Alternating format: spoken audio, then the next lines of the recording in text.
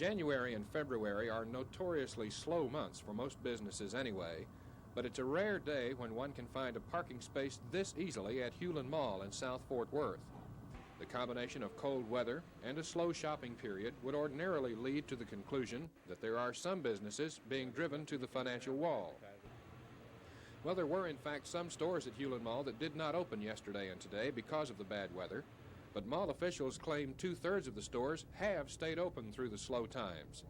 We talked to several store managers who did stay open and got much the same story from each one. None of them is ready to throw in the towel, and each of them had some implied criticism for their neighbors who used bad weather as an excuse to close. I've lived in Fort Worth before, and I know that during the stock show and the first part of February we have bad weather, so I'm just real optimistic about it. You know, I know that the weekends will be better because it'll lighten up for us. It's hurt, but I bet that like after today and tomorrow, people are going to be tired of sitting at home and they're going to be back out again after a while. So hopefully it won't last too long.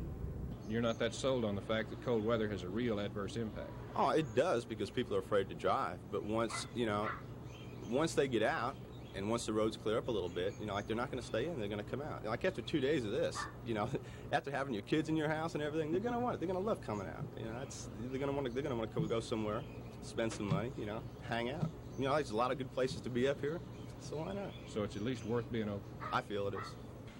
People will still come out, even if the weather is bad. Maybe not as many, but you have to be able to stay open and show the people that you're willing, if they come out, that you're there, and not that you close up every time a snowflake comes down. It's obvious that business is not exactly booming. The combination of bad weather and a slow time of year would see to that. But these merchants retain their faith in the determination of Fort Worth shoppers to spend their money no matter what the obstacles. Joe Stroop, the Texas News.